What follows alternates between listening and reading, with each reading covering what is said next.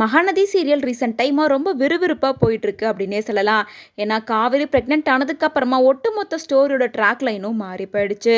விஜய் காவேரி கூடி சீக்கிரமாக ஒன்று சேர்ந்துருவாங்க அப்படின்னு எல்லாரும் எக்ஸ்பெக்ட் பண்ணிட்டு இருந்த நிலையில நிறைய ட்விஸ்ட் அண்ட் டர்ன்ஸ் எல்லாம் நடந்துட்டுருக்கு. வெண்ணிலாவுக்கு பழைய ஞாபகங்கள் வந்து ரோகிணி, பசுபதி உள்ளிட்ட பல பேர் வெண்ணிலாவுக்கும் விஜய்க்கும் திருமணம் ஏற்பாடு பண்ணலாம் அப்படின்னு பிளான் பண்ணிட்டு இருக்காங்க.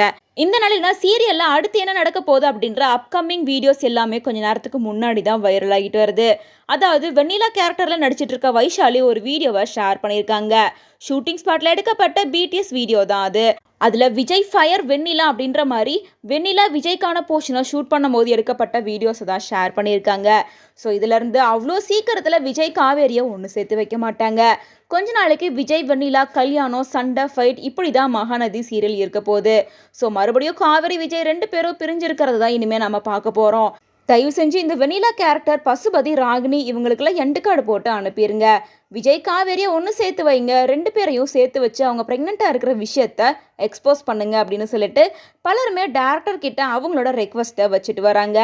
இதெல்லாம் ஒரு பக்கம் இருக்க, விஜய் டிவியில் இத்தனை வருஷமா சூப்பர் சிங்கர் ஷோவை ஹோஸ்ட் பண்ணிட்டு இருந்த பிரியங்கா விஜய் டிவியை விட்டு ஒட்டு மொத்தமாக விலகி இருக்காங்க. இத்தனை வருஷமா அவங்க ஹோஸ்ட் பண்ணிட்டு இருந்த ஷோவை புதுசாக ஹோஸ்ட் பண்ண போகிறது யார் அப்படின்னு பார்த்தோம்னா லக்ஷ்மி பிரியா தான். மகாநதி சீரியலில் காவேரியாக இருக்க நம்ம லக்ஷ்மி பிரியா தான் இதுக்கப்புறம் ஹோஸ்ட் பண்ண போகிறாங்க அப்படின்ற அஃபிஷியல் ப்ரமோ கூட கொஞ்சம் நேரத்துக்கு முன்னாடி தான் ரிலீஸ் பண்ணியிருந்தாங்க. இந்த அஃபிஷியல் ப்ரமோ பார்த்ததுக்கு அப்புறமா பீக்கா போனால் என்ன வீக்கா இருக்காங்க, இனிமேல் வீக்காக்காகவே நாங்கள் சூப்பர் சிங்கர் பார்ப்போம் அப்படின்னு அவங்களோட கமெண்ட்ஸை தெரிவிச்சிட்டு வராங்க.